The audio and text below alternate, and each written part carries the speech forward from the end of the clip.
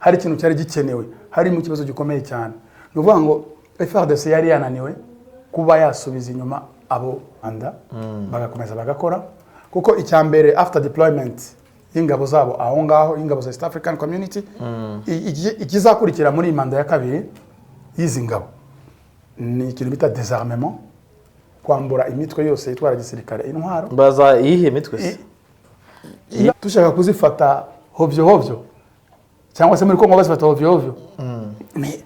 Iyo zitaza byari byarangiye. Tushaka kuzifata hovyo cyangwa se muri Kongo bazifata hovyo.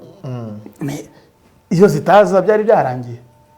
Naho kwirirwa n'ibyapa ngo no à la balganisation, ngo nashaka ko igihugu cyacu gicikamo ibice, ntabwo ari ibintu umuntu agomba kuvuga mu magambo bikarangirira.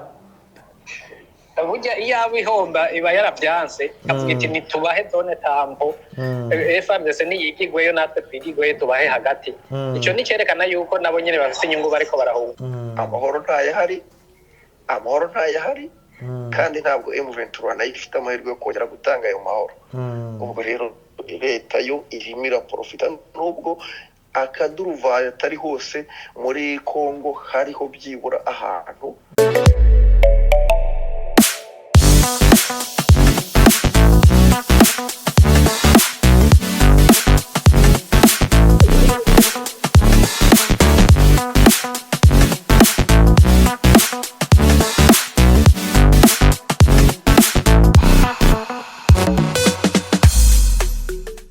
Ibihe byiza nshuti mukunzi wa Bwiza TV na bwiza.com, turakuramukije kandi tuguhaye ikaze mu kiganiro uruvugiro, aho ndi kumwe na mugenzi wanjye Gaston Rwaka, ngiye nkaba ndi Meki Kayiranga, mu kiganiro cyo ku itariki 31 ukwezi kwa gatanu 2023, ikiganiro cya nyuma cy'uku kwezi kwa gatanu. Warubize Rwaka cyane. Twacurasi tuyivuyemo, tujye kujya muri Kamena. Kandi ayo mezi yose mu Kinyarwanda buri agira icyo asobanura. Kamena iki? Urumva Gicurasi, tuva muri matujya mu Gicurasi. Kamena nyine urumva ni rupture en français. Urumva kwezi umwaka ugeze hagati. Umwaka ugeze hagati, uhita wumva achievement yawe kuva umwaka watangira. Mbega tujye muri icyo bita deuxième mi-temps. Okay, so rero tugiye mu kiganiro uruvugiro cyo kuri tariki, twakiriye abakunzi ba Bwiza TV na bwiza.com, abakoze subscribe, abatarayikora, bakora comment, bakora like, abarya n'ino barimo ba Marigoreti, ba Ramazani, ba Eric, abantu benshi bakunze kuzano Karangwayire, n'abandi mwese mwumve ko Bwiza ibazirikana nawe Chris Jen, aho muri mwese mwumve ko turi mu kiganiro uruvugiro rwakaho tucurika gatandatu ikaba 9 ikaba gatandatu. Uyu munsi tuzanye ikirero Rwaka. Uyu munsi tugiye kuvuga ku rugendo rwa East African Community Regional Force, no kuvuga izo ngabo zituruka mu bihugu by'umuryango wa Afrika y'Uburasirazuba biri mu butumwa bw'amahoro muri DRC. Kuva umwaka washize, kuva umwaka ushize ni ingabo zigera ku 2700, niba ntibagiwe kuko Uganda ifite 5000, Burundi ufite ingabo 930 nazingahe, Kenya ifite 904, akaza noneho na Sudan ifite ingabo 300. Urumva byabaye urugendo rukomeye cyane kugira ngo bashobore kudeployinga ingabo zabo hariya. Ni ibintu byari bikomeye kuko umusada cyangwa se ubushobozi bw'amafaranga n'ubundi buturuka mu bihugu izo ngabo ziturukamo. So izi ngabo ni ingabo zagiye bivuye ku myanzuro y'abakuru b'ibihugu bo mu karere mu nama yabereye Rwanda.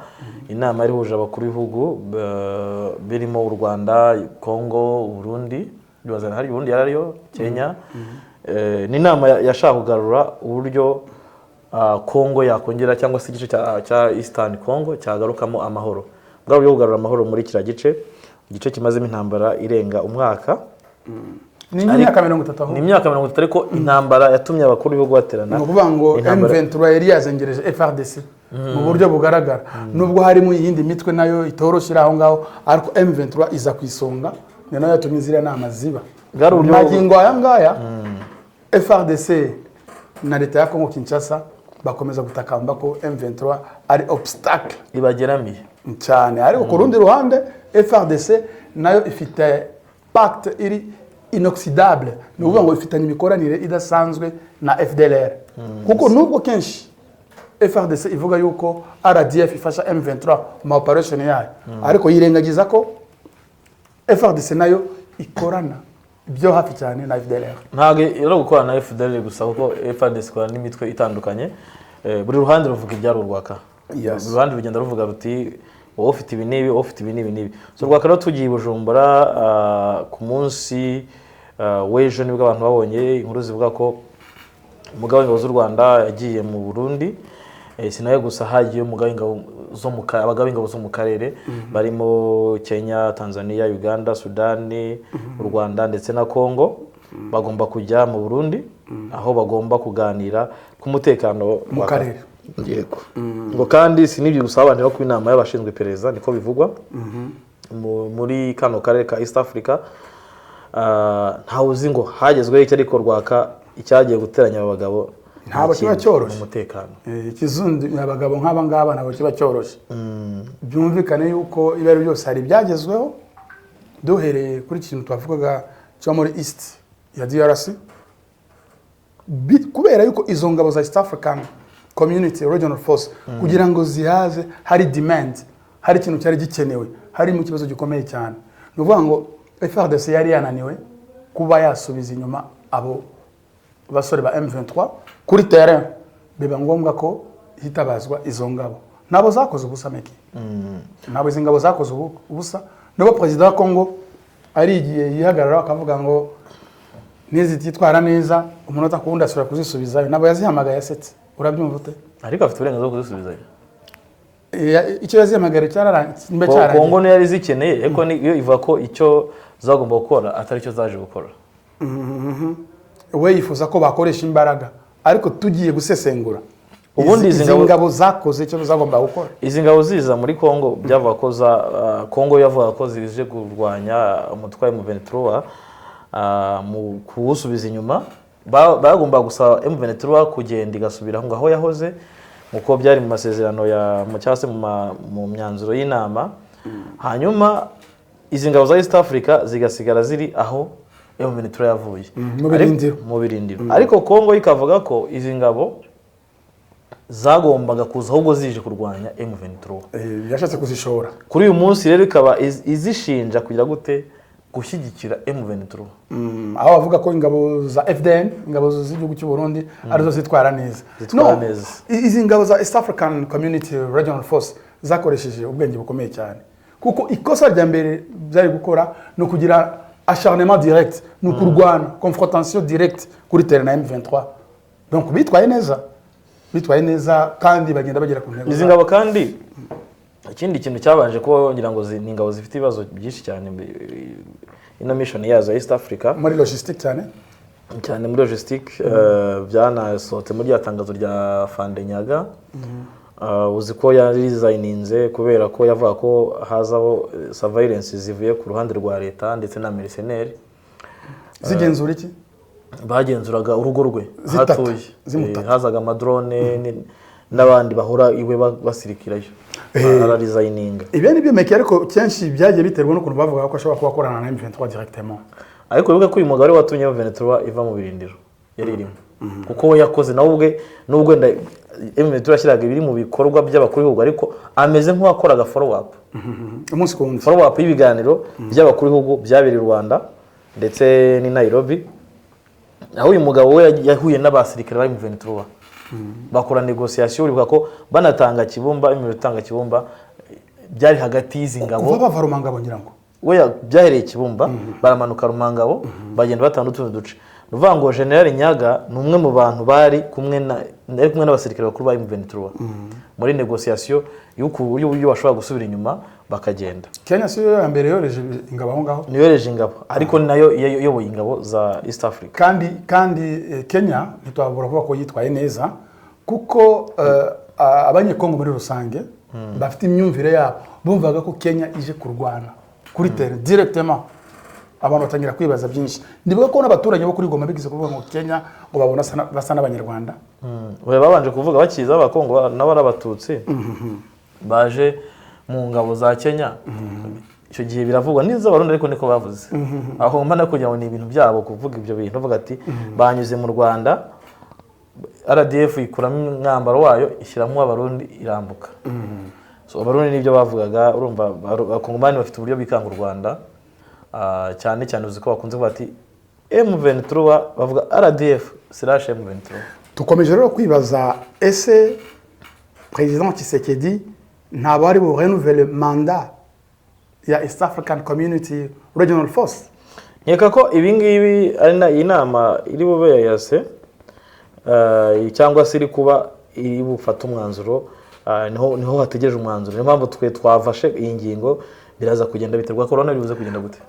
Aho turahanga muri iki kiganiro Honorable Dr Peter Mutuku Mavuki niwe munyamabanga mukuru wa East African Community yamaze kwandikira President Tshisekedi amusaba ko yabongera manda bagakomeza bagakora kuko icyambere after deployment y'ingabo zabo aho ngaho ingabo za East African Community ikizakurikira muri manda ya kabiri y'izi ngabo ni ikintu bita désarmement kwambura imitwe yose itwara gisirikare intwaro baza iyihe mitwe aho ngaho muri duhere kuri M23 tuhereye kuri M23 FDLR yo no mutoni wa FARDC sinzi ukuntu bizagenda ariko donc niyo plan izi ngabo zifite noneho barangiza désarmement bakajya muri démobilisation gusubiza mu ngabo mu buzima busanzwe. Icya gatatu kikazaba ari iki gucura impunzi z'abanyekongo ziri mu gihugu n'iziri hanze. Niyo plan ya East African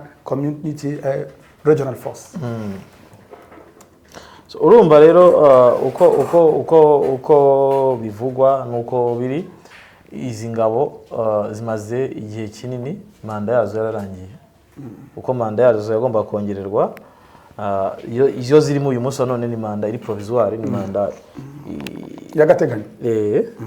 So aho usanga rero abantu benshi babibaza ati se koko niba Tshisekedi yarafashe umwanya wo kunenga izi ngabo agashima ko ingabo za Burundi arizo zigira gute arizo zikora neza birashoboka azazongera amana.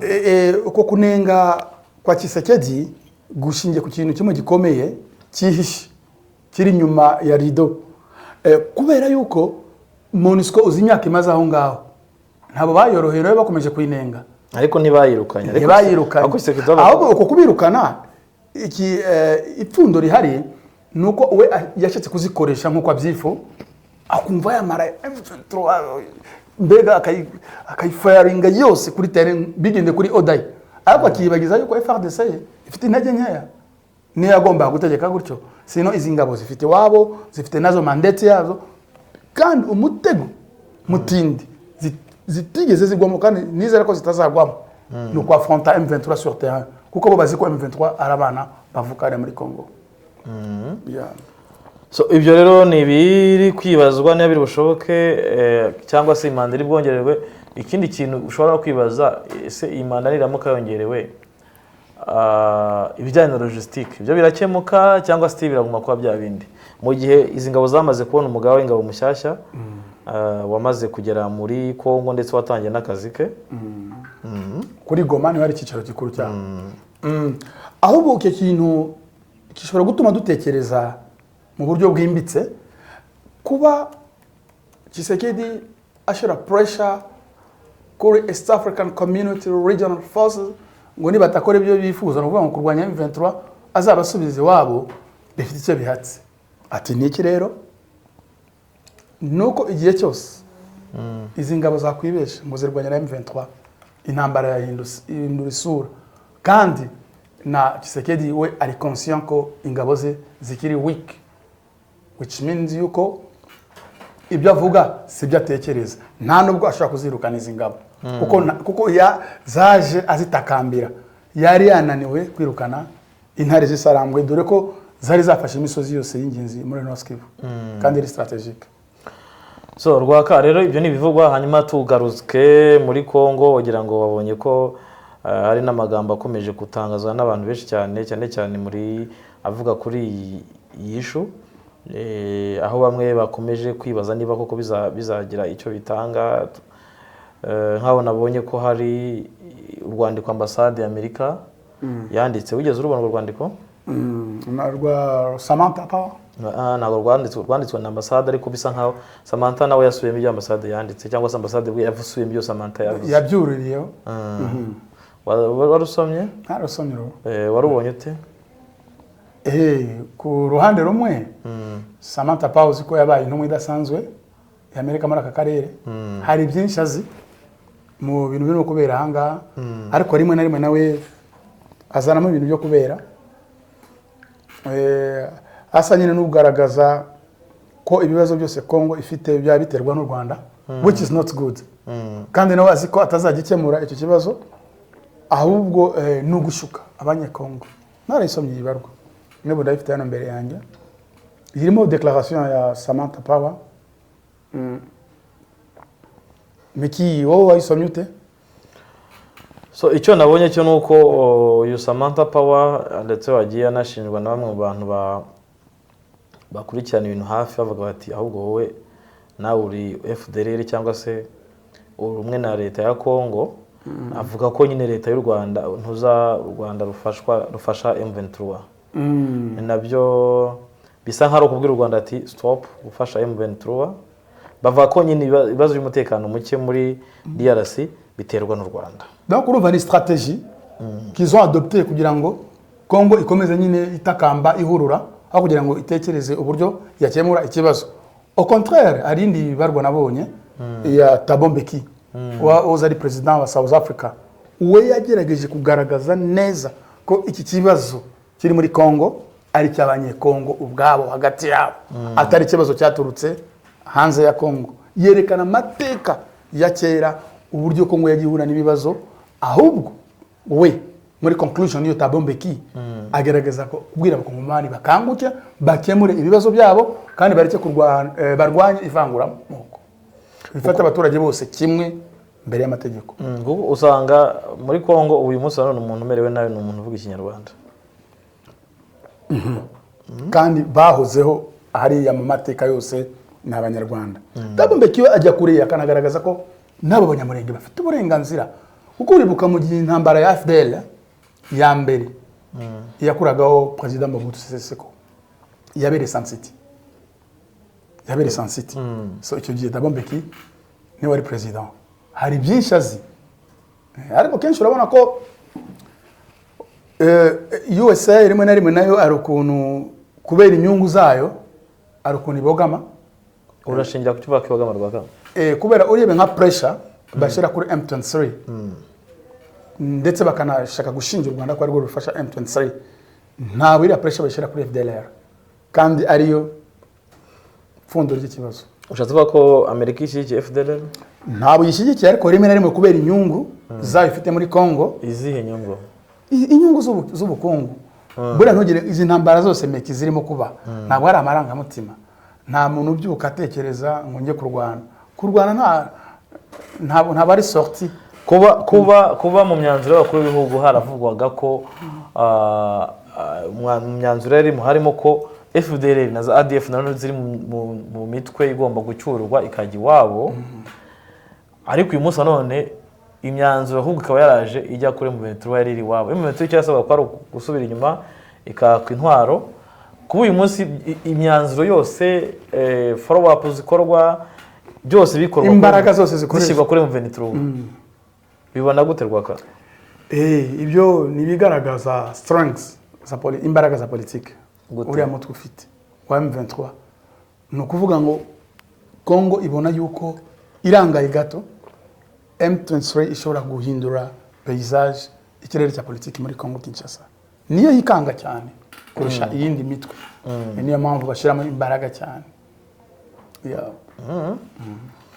Nuvuga ngo Congo yo n'uburyo yikangamo ntuza M23 izi cyari cyo kuba idafite ubushake bwo gushaka gucyura za FDLR na za ADF naro, kubera ko mu myanzuro y'abakuru b'ibihugu izi FDLR n'iriya mitwe yari yahawe igihe cyo gutaha, ariko uyu munsi none yo ntago ubona ko yitaweho. Uwitaweho ninde ni M23. Kuba iyi pressure kuri M23 idashyirwa kuri iyi mitwe yindi kandi ariyo ikunze kugaragara inabangamiye abaturage ba Kongo, nabyo ni izindi nyungu zindi. Usibye no ukuntu ubuyobozi bwa Kongo Kinshasa bubibona, ariko na opposition muri Kongo Kinshasa, bibe Fayulu, Martin Fayulu, bibe Moïse Katumbi, bibe Matata Ponyo, je m'excuse, ubona bose bikanga cyane M23. No kuvuga ngo niwo mutwe wenyine niryo shaka rya politique ushobora guhindura paysage politique ku buryo na Kongo yahinduka. Ikindi kintu mbona abantu benshi babona ko M23 ukomeza isubira inyuma, ko ari ibintu byo gutakaza umwanya, ariko igihe cyose iyo umuntu afite intego agenda gahoro gahoro kandi ibyo arwanya kuri ukabona ko kugenda gahoro kwayo ni strategy nziza cyane, kubera bya bintu biturika biza bigafata. Biriya bintu nabyo nabo bitinde nibigira garanti. Niyo mpamvu umunyarwanda umukurambere yavuze ngo imbuto y'umugisha iva ku giti cy'umuruho. Bifata umwanya munini cyane kugira ngo abantu bumve, ariko biranatangaje cyane kubona izi ngabo za East African Community tushaka kuzifata hovyo cyangwa se muri Kongo bazifata hovyo. Iyo zitaza byari byarangiye, ariko mutekereze kuba nazo zaraje nizite zijya mu mirwano abo zigakoresha politique. So ibi bintu bifite abigana. Urabona ko izi ngabo zifite umumaro, abavuga ko zishobora kuba zaragiye gufasha M23 kuko na Kongo ikunze kubivuga. Bamwe mu banyekongo na leta barabigaragaza. Bitewe n'ukuntu zanze kurwana sur terrain na M23 nuko abantu benshi babifata, ariko nanone meki wibuke yuko kurwana so kwiyahura. Ndibaza ko zino ngabo no ziza amateka ya M23 nabari kubivuga ibigo. Arigana mbere yo kurwana n'umubanzo ukamenye ngiye kurwana nandi. Ese mu byukuri meki uko bibona FRDC ni yana M23. Arega nyuma yuko iyi East African Community Regional Force imaze no kuza na Kenya yaraje, na Namibia nyirango biri muri negotiation nayo yagombaga kuza, nta nubwo ari Namibia gusa. Ahubwo Namibia igomba kuza muri SADC. Urakoze cyane. Ntagomba kuza muri East Africa. Uzi icyo bisobanura kuzana ingabo z'amahanga mu gihugu cyawe? Uzi icyo bisobanura? Bisobanura iki? Ni ikintu gikomeye cyane. No kuvuga ngo utabyitondeye ni umwanda wabuze. Kandi zije kugufasha. Zije kugufasha ko udashoboye. Iyo rero umuntu adashoboye amanika amaboko, ni nabyo muri Kongo Kinshasa barimo. No kwirirwa bahurura. Nanone ibaze kuba warahamagaye umuntu ngo aze gufashe ukamwirataho ngo ibyo nagutumye gukora ntabyo wakoze kandi uzi neza ko byakunaniye, ukashaka no kumuha amasaha. Ça c'est l'ignorance totale. No kwirengagiza. Harimo fagitire meki. Harimo ibintu byinshi cyane. Kongo gusa rero ikizwi cyo no uyu munsi izi ngabo zigomba kumenya niba zizaguma muri Kongo cyangwa zirwana, ko sinzi niba Kongo iribashe kugira ijwi. Wakurikiye umuvugizi w'ingabo za Kongo Kinshasa? General de division Ekenge yego. Nta yindi speech afite. Rhetorique ngo uko M23 irimo kwitegura imirwano. Bose FRDC irasinziriye. Bose nuko. Nta uzerero kizavamo, ariko ni umuriro. Bose nuko wavuga ko bari kwitegura. Ibaze noneho meki uwo muriro watse izi ngabo za East African Community zidahari. Na Angola ndizera ko muri iyi myaka igezemo kimwe n'u Rwanda buriya ntabwo u Rwanda rukeneye intambara, rufite ibindi bintu bya priority keretse watekereza kurutera. Ubwo u Rwanda ndizera ko rwarwana, ariko ntabwo u Rwanda rukeneye cyane kujya kurwana hanze muri iyi myaka turimo, kuko rufite politiki yo kwiteza imbere muri infrastructure, santé, education n'ibindi byinshi. Urabona ngiye nigeze gukora ikibazo ko ntabwo kize neza. Amahirwe kuri izi ngabo ikoze muri Kongo cyane zizahaguma, nubwo mu mvugo imwe President Tshisekedi agaragaza yuko kuko yashitse kuzishora nazo zikoresha ubwenge. Ntabwo ari ubwenge zakoresha, ahubwo zakoze ibyo zagomba gukora ko ntizagiye kurwana muri manda. Ariko abanyekongo bumva ko niziza icyambere ari ugutwika M23 yo yananiwe gutwika nayo ngira ngo yashize mu gaciro aravuga bano bantu ko mwabananiwe tugomba kubajyana gahoro gahoro tukazabageza ku ntebe y'amahoro nukuvuga ngo intambara ya East African Community Regional Force na M23 hari ishobora guhindura ibintu byinshi cyane ishobora no gutuma FARDC takaza n'igice kinini cy'igihugu so ni ibintu byo kujyana gahoro gahoro kuko na mateka arimo kwisubira ngo tugorwaka arisubira kuyaye haru ni nacyo ngira ngo cyagiye kivugwa cyinshi iki kibazo cya M23 ntabari ikibazo cyaturutse hanze ya Kongo ni ikibazo cy'amateka ya Kongo hari ibice byinshi hari muri Kongo byari by'u Rwanda ya nama yabereye mu Budage Berlin 1884 abaho division ibyo rero ifuko abanyakongo babyumva cyane batabyumvisha neza habamo igihombo ni iki nuko turiya duce twakwigenga kikazaba igihombo I mean Sud Kivu yakiza ko Kongo ahubwo rwahumeka ko yabikiza izo ntambara za hato na hato kandi kuko abo bantu barwana uburenganzira bwabo bazabonye igihugu bashobora kuba bahamya imiyoborere yabo no kugera ku byo bakeneye bari mu mahoro wenda Kongo ishobora guhomba ibijyanye n'ubukungu urumva rero ni turufu bisaba ubwenge bukomeye cyane naho kwirirwa n'ibyapa ngo no à la balganisation ngo nashaka ko igihugu cyacu gicikamo ibice ntabwo ari ibintu umuntu agomba kuvuga mu magambo bikarangirira ifo gutekereza mu buryo bwimbitse ifo gukoresha imbaraga n'amaraso akameneka kandi burya nukwibesha cyane ko abanyangola abarundi abanyakenya abanya-Uganda bazarwanira Kongo none se Kongo gufite abaturage barenze miliyoni 80 bo bashinzwe ninde uzakurwanira mu mwanya wawe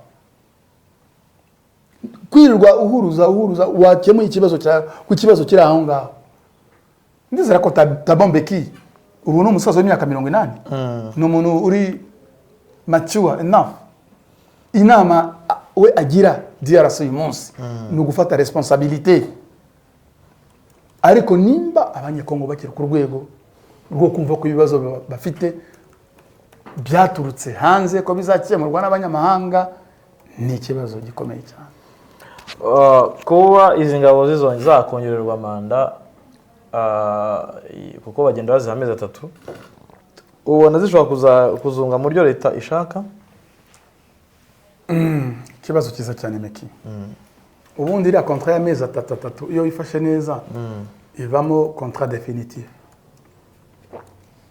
ihora ariko bo ntibigeze ifata neza mu maso ya Kongo ntabyo tuzi nibyo Kongo ivuga ariko Kongo niyo nyiri ikibazo reka twizere ko noneho ibarwa Dr Peter General Secretary wa East African Community yandikiye Kongo reka twizere ko ibabwire okay turishoboye ibyo twabatumye ntabyo mwakoze tubaye 0% mutahi wanyu twebe nka FARDC reka tubikore cyangwa se bazahamagare SADC kuko bigaragara yuko DRC yahisemo inzira y'intambara kandi mu byukuri tayishoboye uzi kujya kurwana intambara uzi ko bari baguha ibikoresho bari baguhe n'ingabo twadusubiye muri wa mubare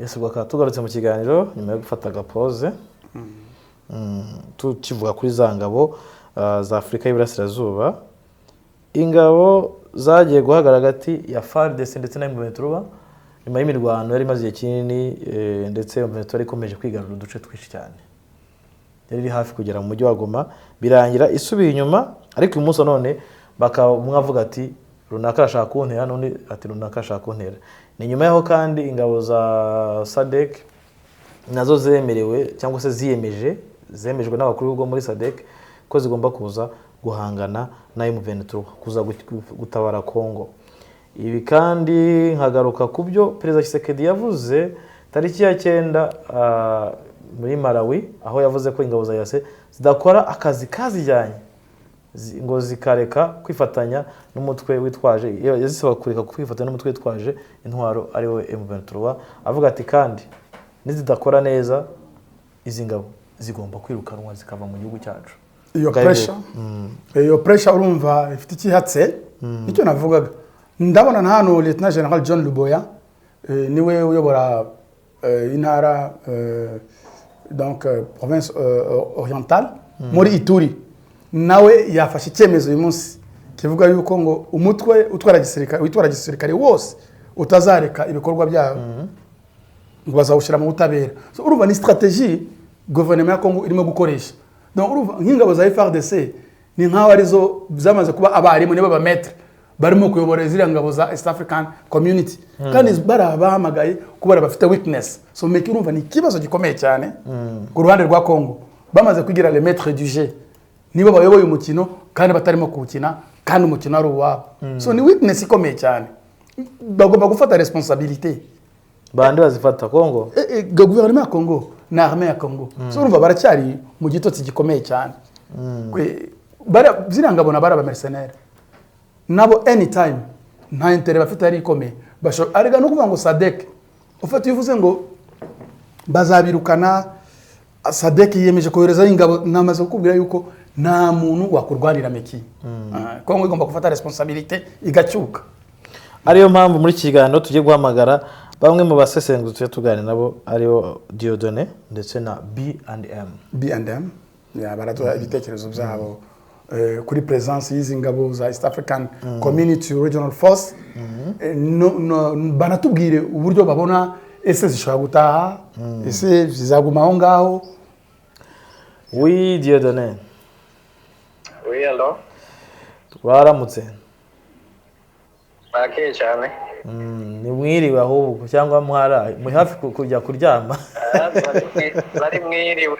Ni mwiriwe. Mu Kirundi cy'iwacu hageze inyuma ya saa sita bari tutambaye mwiriwe. So turakuramukije mu kiganiro uruvugiro ndi kumwe na Gaston Waka. Ya naye ndabaramukije cyane ndaramukije na Gaston. Mukomere cyane Dieudonné. Ya mukomere namwe. Mu Rwanda rwo hakurya muraho. Ni mu Burundi bwo hakurya cyangwa mu Rwanda rwo hakurya? Tura muri diaspora. Abanyarwanda bakera mu myumvire yabo umunyarwanda wabaga ari imahanga bavuga ngo ari mu Rwanda rugari. Naho uri hano mu runo Rwanda rwacu rwa hano bakavuga ngo ni mu Rwanda rwa Gasabo. Ibyo sujye byumva Dieudonné rega no Murundi. Ariko turi bamwe. Ndabyumva cyane buri. Urabyumva cyane. Buri abanyarwanda n'abarundi turi bamwe dutandukanijwe n'akanyaru gusa. Dutandukanijwe n'imipaka n'intwaro kumbure ko tuba barabigabaguye. Zashizweho n'abere. So tutagutindiye umuntu abagira ngo anamenye ko uri muhume umeze nabyo ni byiza ko ibintu byacu so kwigora si no kwivuna. Turashaka kubaza nabikubwiye mbere yuko tuguhamagara uyu munsi i Bujumbura hatirana inama y'abakuru b'ibihugu cyangwa se ibihugu bigize akarere ka East Africa. Inama igomba no kuza gukemurukamo cyangwa se kugaragaramo igisubizo ku ngabo za EAC, ku ngabo z'umuryango Afrika y'Iburasirazuba ziri muri Congo, niba koko zigomba kuguma muri Congo cyangwa zigomba kongererwa manda. Urabizi ko zimaze igihe manda yararangiye ndetse na Perezida Tshisekedi akaba yaravuze ko izi ngabo nizidakora ibyo zigomba gukora zigomba gusubizwa iwabo. Iyi nama rero tukaba twibaza izi ngabo urabona zihabwa amahirwe yo kongera kubona indi manda cyangwa ahubwo zirasubirira iwazo nkuko byavuzwe cyangwa se bikunze gukorwa n'abakongomani muri rusange. Ya jewe kubganje uko ndabibona kumwe n'amavuga ntuko ndabibona. Izi ngabo zirashobora kongerwa yindi manda bivanye n'impande zibiri ziba zizishigikiye. Icyambere abazirungitseyo no kuraba mbega icyatumye bazirungikayo cyarakoretse cyaraheze canke nikirahera. Icya kabiri no kuraba mbega uwo bazirungikiye ari we Republique Democratique du Congo mbega yirazishaka canke ntizishaka. Kuko bijya byo kuvuga ngo ntizishaka bivuzwe na perezida ashobora kubivuga mu buryo bwa politike mugabo mu rundi ruhande azishaka. rero jewe ico mbona ndabona ko zishobora kongerwa iyindi manda kuko abazirungitseyo ico bazitumye nta na gatoyi karakorwa ahubwo niho igikorwa kigitangura. Hanyuma Tshisekedi nawe arabifisemwo inyungu nubwo avuga ngo niziveho ngo hazi za sadeke. Urabona za sadeke zariyankiye, none izo zariyankiye wumva yoca yirukana iza yase ngo bishoboke ko nawe nyene yoba amaze kwerekana yuko bwa bundi ari washaka intambara gusumba M23. Wowe ikindi burya ntibaze bakubesha arazikeneye kuko zamukoreye ibikorwa byinshi. Ubu M23 biza yaramufasha. Vuze ngo iba yaramufashe ndashikuje, iba yarashitse kure ntibigeze haye. Yego intambara bigikomeje. Ibikomeje kandi bigeze kure. Ivyo nawe arabibona, ntugire ngo n'umwana, arabona ko nazo nyene zamutabaye ikintu kitari gito. So kuri wowe ukabona izi ngabo zigifite igihe cyo kuba muri Kongo?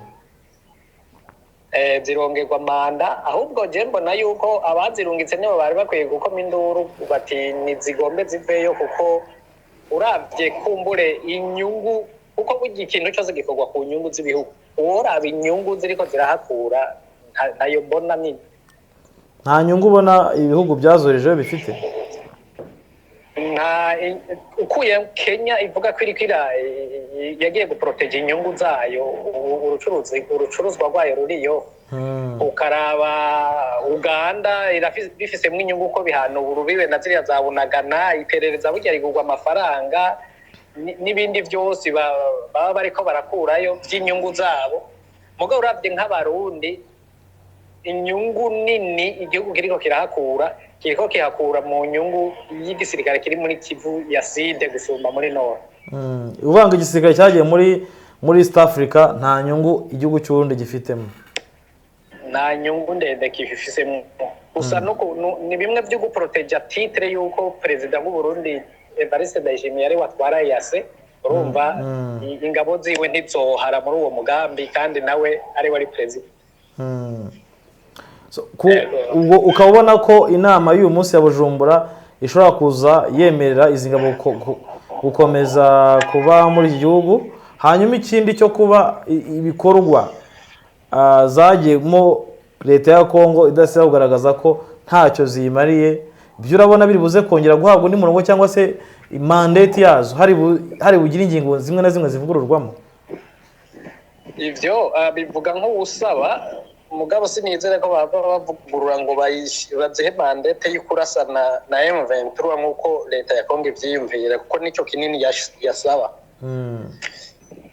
Nta kinini mbona kiza guhinduka muri mandate yazo kuko uretse amaromarke ko muri baza gutanga bivanye n'ingene zagiye zirifata, ingene abarundi bifashe, ingene abakenya bifashe, baraza gutanga uturomarke ku mugwi wari wose. Mugabo nta mandate yabo bohindura, nako ndabibona. Hanyuma igihe zaba zimaze kongererwa, ubwo turi gusoza ku kibazo cya nyuma, zimaze kongererwa indi manda, urabona byo bizafasha iki Kongo cyangwa bizafasha iki kiriya gice cya Eastern Congo? Icyo bizofasha Kongo byaramaze kukiyifasha, no kuba baragiye hagati mu kurindira yuko hari bihinduka ngo intambara zisubire kuba. Kandi no muri biriya bihe abanyagihugu urabona baraza barahakura utunyungu dukeyi. Urabona nk'ubu hari nk'abarundi baheruka kugarura, ico naco umuntu ntiyoreka kugishima, natwagiye turavuga ibibi bakoze nabo. Urumva abanyagihugu bagaruriwe inka nk'ubu baravuga bati iyo babandanya bakora uku tukahema tukaronka akaruhuko. Kandi ubu bigiye bice birimwe ingabo za Kenya na Uganda barahema bagashobora kuryama bakavuga bati umutekano urahari, nta nkoho iriko iravuga. Ku munyagihugu rero akanyungu karahari. Kuri leta naho nyene inyungu irahari, kuko ubu nakubwiye yuko M23 na leta ya Kongo biba bigezanije kure. Rero Kongo nayo irahafise inyungu z'uko Goma itabaye igifatwa, kumbura ubibiza yarafashwe. Ibintu nk'ibyo by'utunyungu nyene tuba turi. So ndagushimiye. Hari ikindi wakongeraho dusoza ikiganiro cyacu? ya nuko icyo nokongera wenda unambwire ku nyungu za M23 nayo nkibagiwe M23 nk'umutwe watanze aho wari warafashe ukaha ingabo za yase ese urimo urunguka urimo urahomba n'icyo uri kunguka n'icyo uri guhomba burya iyo ihomba iba yarabyanze avuga iti nitubahe zone tambo FRDC niyigigweyo natwe twigigweyo tubahe hagati icyo ni cyerekana yuko nabo nyine bafite inyungu bariko barahungukira inyungu jewe mbona yabo ubwa mbere haraba akaruhuko aka karuhuko rero gafasha imigwi Rwanda kwitegura yaba M23 yaba n'igisirikare cya Kongo bararose umwanya ukwiye wo kwitegura nico gituma intambara niyasura kwaduka izoba ikomeye gusumba kuko barayiteguriye bihagije urumva effective barazigwije donc man power barayironse barashoboye kwiyoroganiza muri rimwe cyo naco ni ikintu kiba gikomeye kuko iyo umwasi muri ko muragwana guma kurasa umwanya wose ndoba umwanya wo kwiyoroganiza kuko barawuronse ni naco gituma rero ubona batarira cyane ngo nibagende uko yasimara umwanya niko nayo yiyoroganiza dapanage ikanashinga intelligence mu bice yamaze gufata kuko habugira iri ku kivi ntugire ngo yaricaye ndagushimiye Dieudonné gubwa neza kandi wahoronke gusa icyo wari uvuze ngo nokongeraho yego nuko izi nama ziriko ziraba kubganje zari kuba nzizi yaba bari gufata mbega inyuma y'iyi myanzuro bafashe yo guhagarika intambara hakwirikira iki ntibaratubwira igikwirikira kuko leta ya Kongo itubwira ngo bazotwara abasirikare ba M23 babatware ikindu sinzi ko ari ikindu ngo muri kantonema hanyuma babe dezarume basubire mu ntuze mu buzima busanzwe M23 nayo ikatubwira iti byo mubyibagire ako mwadukoze rezane pase n'uzosura kukadukora iturota tuvyemera ivyo bintu urumva rero nahizi inama z'abakuru b'ibihugu guca urubanza bakavuga bati inyuma y'aka gahenge hagiye gukwirikira iki kuko ntacyo bariko baratubwira byumvikana ko aribo bariko baraprovoka intambara mu gihe batavuze igikwirikira Dieudonné ziriya phase ebyiri wavuze muri programme politique ya East African Community Regional Forces icya gatatu bavuga ko ari ugucyura impunzi kandi bagadetermina neza ko budget bazakoresha izava mu bihugu byabo no kuvuga Burundi, Kenya ndetse na Uganda. Yacumbishe ashaka ko ari ku yindi telefone abona yavuyeho. Urumva rero Meki Dieudonné n'umusesenguzi mwiza namukurikiye ibintu avuga urumva bifite fact urumva ko nubwo president Tshisekedi avuga ko izo ngabo za East African Community ntacyo zamaze urumva ko muri fatika zakoze akazi gakomeye cyane kuko ubu M23 yari kubigeze kuri bari ko bakiri hasi hejuru ubwo rero nukuvuga yuko zifite chance yo guhabwa manda ikurikira none niba bakoze Tshisekedi azinenga Tshisekedi nta nukundi nta n'ikindi yakora kuko we niba akeneye ko igihugu cye kigira amahoro izi nyeshyamba zikavaho zafashe nicyo akwiye kubavuga ntakwiye kuvuga ngo zaje nk'abamarayika bane ngo zikora ibitangaza ntabyo arabona ko still impunzi ziracyari hanze bitewe rero na witness y'ingabo ze niyo mpamvu ashira pressure ingabo z'amahanga ngo zirwane zikore ibyo zitakoze ni nka kwa kundi kera tukiri bato wajya ku ishuri wacokoza abantu bagukubita ukajya guhamagara mukuru wawe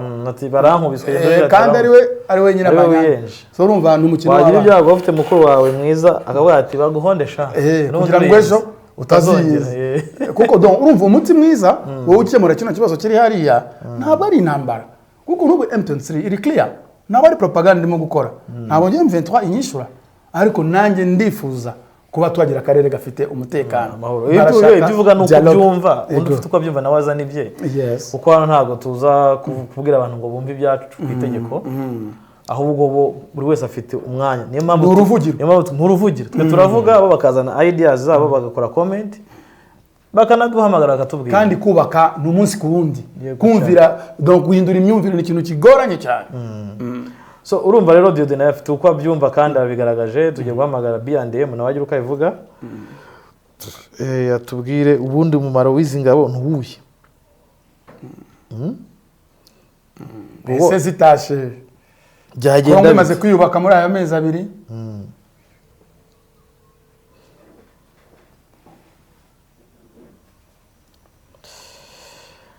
Yes. Yes, good morning, good afternoon. Is it afternoon? Yeah, good afternoon. Umeze ute se? Neza meze mute? Natwe turaho. Imana ishimwe ko mu gihe umeze. Niyo mpamvu tuguhamagaye. Kugira ngo mbimenye. So umaze igihe kintu utavuga kuri Bwiza ariko abantu baba bakeneye ko unavuga.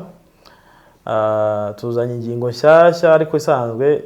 Uyu munsi i Bujumbura hari inama iri iteraniyeyo, inama iri bugaruke ku ngabo za yase ziri muri Eastern Congo, aho zagiye kugarura amahoro cyangwa se guhagarara hagati y'umutwe wa M23 ndetse n'igisirikare cya Congo FARDC.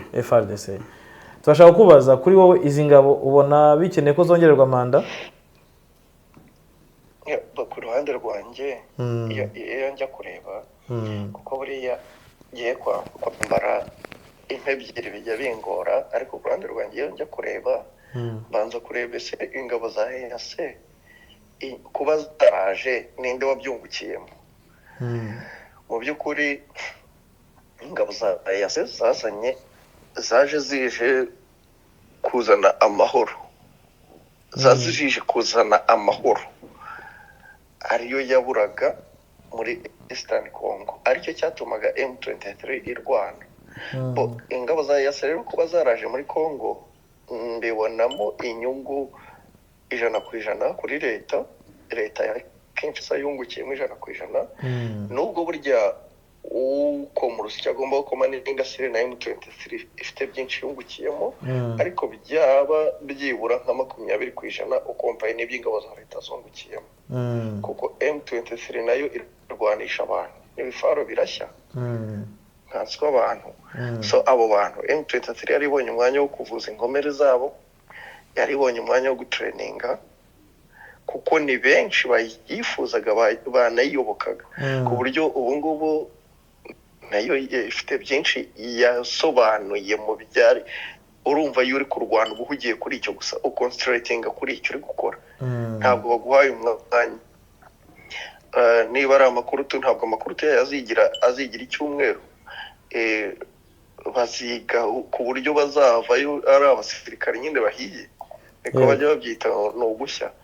So izo ngabo za EAC rero kuba zasaba nubwo icyo M23 yo irwanira harimo umutekano w'abaturage n'ibyabo, ubundi zari inshingano za leta ya fiyarinze kubikora, atari ukunanirwa kuko idafite ubwo bushobozi, ahubwo ari ukunanirwa kubwo kutabakenera abo baturage. Buriya tubeshyanye twavuga ngo leta ikeneye umuturage uwo ari we wese muri aba bantu bavuga igiswahili bari muri Eastern Congo. Nubwo ibaryanisha ikaza ku ubushobozi ifite igaca ku ruhande ikabaryanisha bakamarana ubwabo, ariko ntabwo ibakeneye. Igituma ndaza gutandukira muri byinshi, igituma leta yibanda cyane kuri M23 isa nk'aho ariyo yakangutse ikareba kuri ikareba urwango Kinshasa ifitiye East, kuko uzareba ADF naro yica abantu, iratema abantu, ikaba bagira ku musozi. Ntuzigera wumva itangazo rya leta na rimwe rivuga riti twunamire turacyaha cyangwa se tujye kurwanya ADF naro. Iyo Uganda idahaguruka kuko bari batangiye kuyigabaho ibitero iwayo, idahaguruka ngo ize kurwanya ADF naro, leta ya Congo nta action imwe yari ifite yari yigeze igira. So ariko M23 kuko yaje ivuga iti leta ya Congo ibyo muri gukora ntabwo ari urukundo dukunze twemurura twanga, dukeneye amahoro, dukeneye ibingibi mwitubibamo urwango, mwitubibamo abantu bo kutumara, aribo babo ba FDLR ni nka pepinieri ya leta, niho leta irerera abatesha umutwe Eastern Congo Ni academy. leta irabakoresha birazwi ni academy kabisa so rero niyo mpamvu leta yunama kuri M23 kuko idashaka ko M23 igarura amahoro muri ako gace bivuze ko ako gace leta ntigashakamo amahoro na rimwe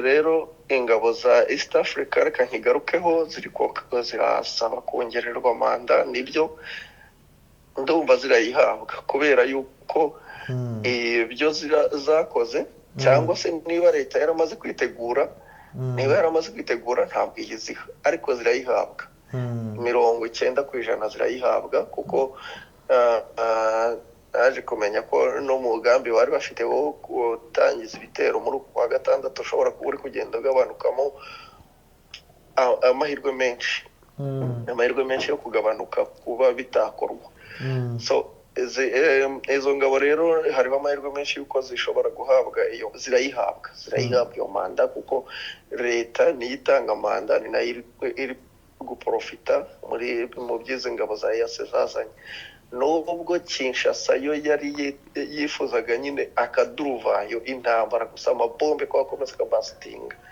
icyo yo yifuzaga East Africa yo rero ntabwo yo yari ikigendererwa cya leta yo yaje muri ibyo ngibyo yo yumva bikenewe so leta ntabwo yabashimye kuko bataje baturitse amabombe baje bavuga amahoro ntabwo rero leta ibashima ariko irabaha manda irabaha indi manda kuko nta yindi choice ifite nanone irimo iraprofita mu byo bazanye kuko iturishije M23 kwa divasinga ngo igarura amahoro kuko M23 yagaruraga amahoro aho igeze igenda amahoro aho itaragera amahoro ntayahari kandi aho EAC iziye yaje ari paracetamol buriya ni ikinini umira umutwe ukurya umutwe ugatuza biba ari pain killer ariko ntabwo biba bikijije burundu uburwayi bwawe ubukorohereza ubwo rero EAC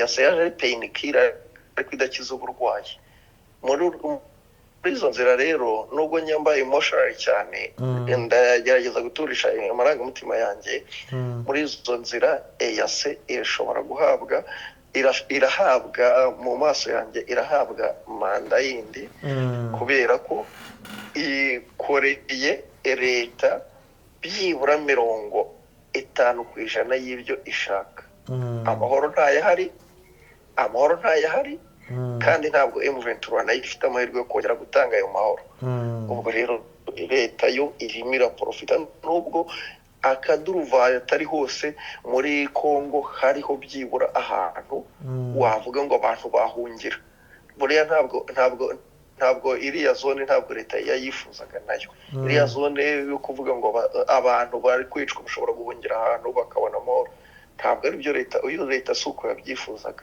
ikindi kandi gutanga amahoro 100% leta ntiyabyifuzaga niyo mpamvu izana East Africa yayizanye izi ko East Africa nayo ije kuyifasha kurwana amahoro agakomeza akabura so mu maso yanjye mu mboni zanjye ndabona mandate bari buyongere urabona biyongere ndetse wanasobanura n'umumaro w'izi ngabo nacyo nagomba kuza kukikubaza umumaro wazo icyo zimariye Congo nubwo Congo wenda yirekarama ariko byose wagiye ubigarukaho so hanyuma ukabona imbere urahabona gute nyuma yuko izi ngabo zigomba guhabwa ubona ko zibuhabwe indi manda urabona none zitagiye kuba muri struggle nk'iyo zari zirimo byatumye Nyaga agenda icya mbere zari ikibazo cya logistique icya kabiri na pressure ya Congo ihora ivuga ati mugire gutya bakora ibitangaza by'abantu murwane mugire mushya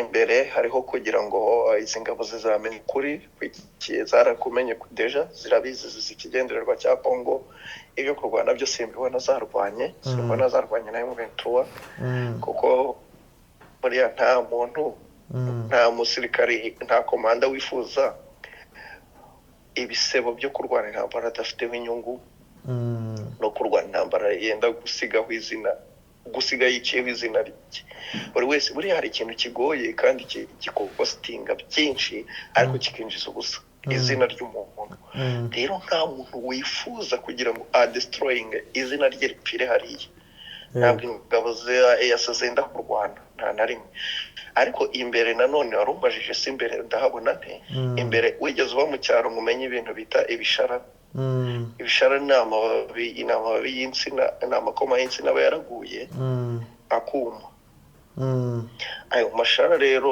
niyo mbona imbere barunze habuze uwakatse ikibiriti ngo gikozeho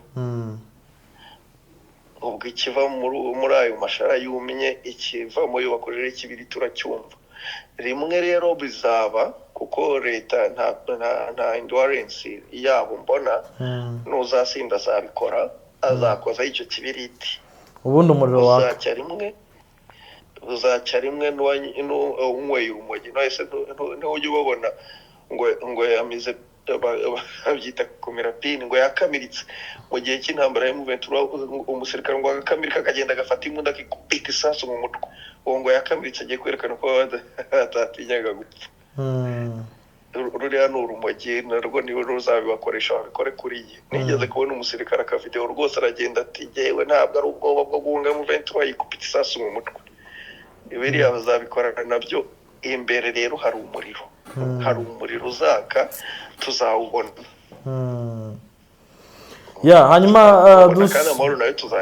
dusoza ubona ureba ibyo uvuze wavuze ko leta ifite inyungu ku urugamba ruhagaze bibaza ko babivuzemo nubwo wenda itazifite nk'uko izikeneye hanyuma tujye ku ruhande rwa M23 iyo urabona izi ngabo hari icyo ziyifasha usibye ko wenda mu kiganiro cya mbere na Dieudonné yavuze ko buri ruhande rwagayininze kugira effective kugira abasirikare kugira imyitozo ibikoresho kuba organized yaba leta ya Kongo yaba ndetse na M23 kuri wowe ubona M23 iri kubyungukiramo nk'umutwe washaka ufite icyo uharanira cyo gucyura impunzi guhagarika ubwicanyi bukorerwa muri kiriya gice cya Eastern Congo ndetse no kugarura amahoro muri kara gace kigaruwe n'imitwe yitwaje irwanisho urabona M23 iyo izakomeza kunguka iri kunguka ese ntiri kunguka nibicyunguka nibikitunguka M23 nkuko nabivuze muri iyi ceasefire yabaye nayo ifite icyo yungukiyemo yavuje abarwayi kuko nkuko nakubwirwanisha abasirikare n'abantu hari abaraswa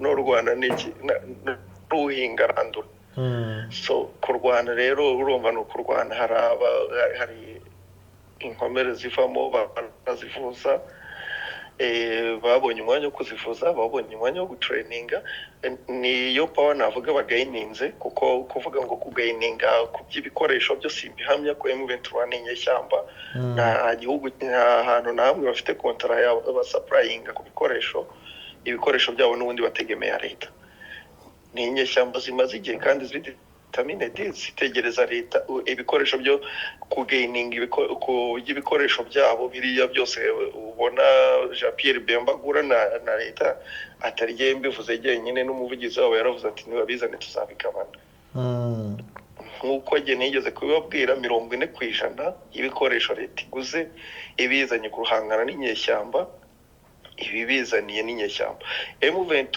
ifite abasore igihe cyose yamaze mu birunga na Tshisekedi arabizi ko mu bantu bayashyigikiye nawe arimo ifite abasore bahakinga na ziriya drone arazizana bakazihakinga bakazijyana arabizi ko ibyo babishoboye ifite abasore bize bagiye muri Amerika bajya hose bariga ku kisasi barahakinga drone bashyira mu kirere bakapfa kumenya drone ije mu kirere n'iyi barayihakinga bakayizana igahindukira ikarasa leta rero niyo mpamvu mvuga ngo iragayininga imbaraga mu byo leta igura kuko leta irajya kugura ibikoresho ibizane ejo bihindukire basanga ibiri kurasa leta 40% M23 kugayininga mu bikoresho n'ibya leta ariko kuvuga ngo mu nyungu yungutsemo muri iyi ceasefire mu gutraininga kuko arabayiyoboka na n'ubu ngubu hari abagenshi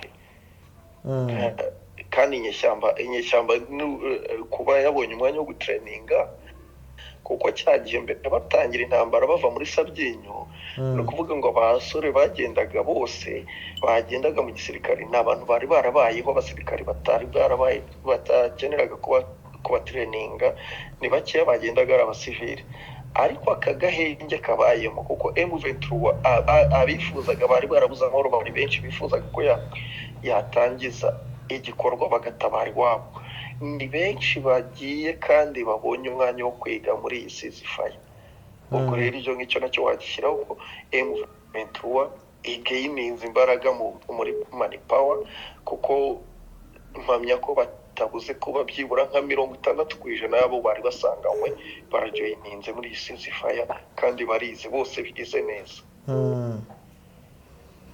So ndagushimiye cyane B&M. Murakoze cyane mugira umunsi mwiza. Nawe ijoro ryiza.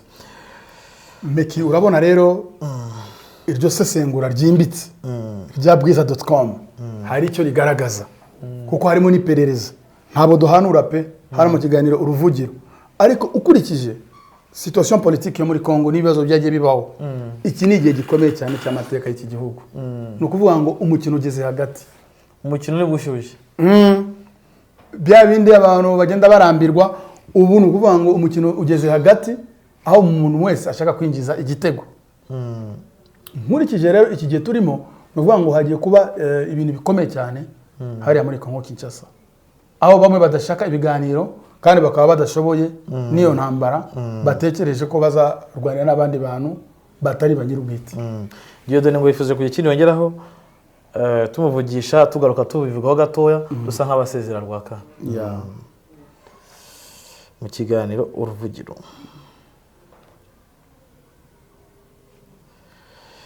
Intambara ngo niwe ugiye gutangira we uyu B&M aravuga ko ari ibishara iyo buza amashara nuvuga ngo harabura umuntu nta kantu gato gusa ushobora kozaho kandi byose ni igihe byose ni igihe wi Dieudonne warugiye hari ibyo utavuze umwanya n'uwawe hari icyo uwo mugenzi wawe yari ariko aravuga ngo mu ntambwe avuga ko mu ntambwe zikurikira izo etape zibiri hari igice gikurikira jewe rero nareko mvuga nti aba baperezida bakoraniye mu nama i Bujumbura nibareka inama zidahera batubwira igikurikira inyuma y'uko imirwano yahagaze kubera M23 ivuga ati ntibasubira mu ntuze muri kantonema ngo baje mu buzima busanzwe ati byabaye 2013 byarabigishije ntibazosubira leta nayo ikavuga yuko bategereza gusubira mu buzima busanzwe nahizi inama rero z'abakuru b'ibihugu bayase zo guca urubanza bakavuga bati igikurikira ni iki hanyuma M23 tukabona ko ivyemeye na leta ivyemeye nico nareko ndavuga. Ndagushimiye cyane. Meki burya abakuru b'igihugu cyo bakora ni ukugerageza kumvikanisha impande zishamiranye nta muntu ushobora kubuza umuntu ufite icyo arwanira kukirwanira mu nzira zose rero mu nzira y'ibiganiro cyangwa ku rugamba rw'amasasu ariko urumva Dieudonne avuze ni nk'icyifuzo ese mu mboni yawe Meki urabona aba bakuru b'ibihugu byacu bya East African Community bari optimiste ko intambara hari yarangiye ntago kuko impamvu bagitera nuko igihari ntago intambara yo kurangira yarangiye ni imbisi ndetse ni imbisi ahubwo ikibazo gihari urumva ngiye nakuba muri Dieudonne avuga ati nibareke kuvuga ngo bagiye kujya gufata imyanzuro ingabo nizigende niziveyo ahubwo banarebe bavuge bati niki gikurikira ingabo ko zihari kuko uyu munsi none ingabo za yase zirahari ariko nta kazi zifite zihagaze hagati mu gihe ziriyo ni impunzi ziri butahe nukuba ibiganiro bikomeza hagati ya M23 na leta ya Kongo bakumvikana nuvuga ngo nta muntu uzi ngo what's next niyo mpamvu nkomeza kuvuga yuko responsabilité ni inshingano z'ubuyobozi bwa Kongo Kinshasa kumenya icyerekezo cy'igihugu ariko guharanira amahoro ariko Kongo yifuza amahoro yifuza amahoro rifuza ko M23 ishyira hasi irwanisho ikajya ngo muri Sabyinyo ego M23 izajya muri Sabyinyo se niho iwabo aha niho impunzi zizataha urumva Kongo haracyarimo challenge zo kuba Kongo ubwayo nayo abantu batari kumenya ishaka iki ari n'ikintu bita programme ya politique ikintu gitandukanya leta n'indi company yikorera cyangwa cooperative nuko ugomba kuba ufite projet de société umushinga wa société ariko Kongo bifite ko ni igihugu kiri sovereign ifite gahunda yo gucura impunzi akenshi ivuze ivuga ba déplacer bari abo mu mbere iyo wambutse umupaka abanga bamaze imyaka 29 bari mu buhungiro akenshi bonidakunze kubagaruka cyangwa bavuga rero ntabo EAC cyangwa SADC izikorera imizigo ya Kongo nyamuneka iyo abaye intambara ikomeye gutyo abantu barapfa abantu barahunga nibwo izo ngabo ziza zikazamo hagati ariko still nababikuramo inshingano z'igihugu n'igihugu kuba cyakemura ikibazo cyabo wakanda gushimiye cyane naho ndagushimiye muri kiganiro vugiro dusa nk'abagisoza dusuhuze abakunzi ba Bwiza TV twana baramukije bamwe abana abantu bagaciro nyamuneka badahari ntiduhari bahari turahari kandi batamaze ntitumaze uvuga ngo duhari hano ku bwabo abo ni Jacqueline ni Nyirabazayire turamusuje dusuje Marigorette Jean Tuyishime nawe turamushimiye dushimiye Mugisha nawe turamusuje Duseke TV Jojo Kisangani turamushimiye Karangwayire Epifani rwose nawe komera hanyuma dusuze Fratene Kibogora yaravuze ati rwose ndabashimiye ko banze bavuze ko mwanyibutse hanyuma witwa Chris 7488 turamusuje Chris Jane komera dusuhuze Damian Nkaka Damian rwose ni ambassador wabwiza ati murashimisha haki ya Mungu niko avuga natwe rwose turagushimira kubwo kudukurikira buri munsi n'ubundi akitwa EP25 TV turamushimira nawe tunamwamarijemo televiziyo yiwe mugira neza Pablo komera hanyuma Ngabo Imanzi Gaston mugenzi wa Gaston Rafael Utagarama komera Rukundo Fabrice komera Clinton Bizimana komera Kabiriya Mungu nakomere cyane Bosco Mukiza komera hanyuma Trance Kwizera nakomere Celestin Duwezo nakomere Gasirabo nakomere Bazir komera Habimana GMV komera hariho mbona hano nawe witwa Andre Morinda nawe ndakurikirana bwiza.com na Bwiza TV ku 5/5 hanyuma Eric muri Denmark nakomere Ramazani mu Faransa komere n'abandi ni benshi cyane Shirikani yo nkuru Mararungu Joyeuse komera Rukundo Fabrice komera so reka dusuza abantu bose mwese mudukurikira mugira ibihe byiza aho muri hirya no hino ku isi abari muri Afrika y'Iburasirazuba Afrika y'Amajyepfo Afrika y'Iburengerazuba Majyaruguru abari mu Burayi muri Amerika abavuga Ikinyarwanda ni benshi abavuga Ikinyarwanda muri Australia za Greenland mwese mwumve ngo Bwiza ni yanyu mudahari duhari nyamuneka muturemere mukore subscribe mukore comment iyo mukoze comment mukora like turagenda tukumva ibiro byiyongera haje comment ibitekerezo byo nakarusha kuko niho dukura inkuru mu bitekerezo byabo abandi dufite nimero zacu ziba zitambuka hasi muduhamagare mutwandikire icyo wumva gutanga nk'inyunganizi icyo wumva wadufasha we are ready kukwakira mukomeze kugira byiza mwe kumwe nanjye Mekika Iranga na Gaston Rwaka iki ni ikiganiro naho utaha dushimire David adufashe kubanga bw'ibyuma ciao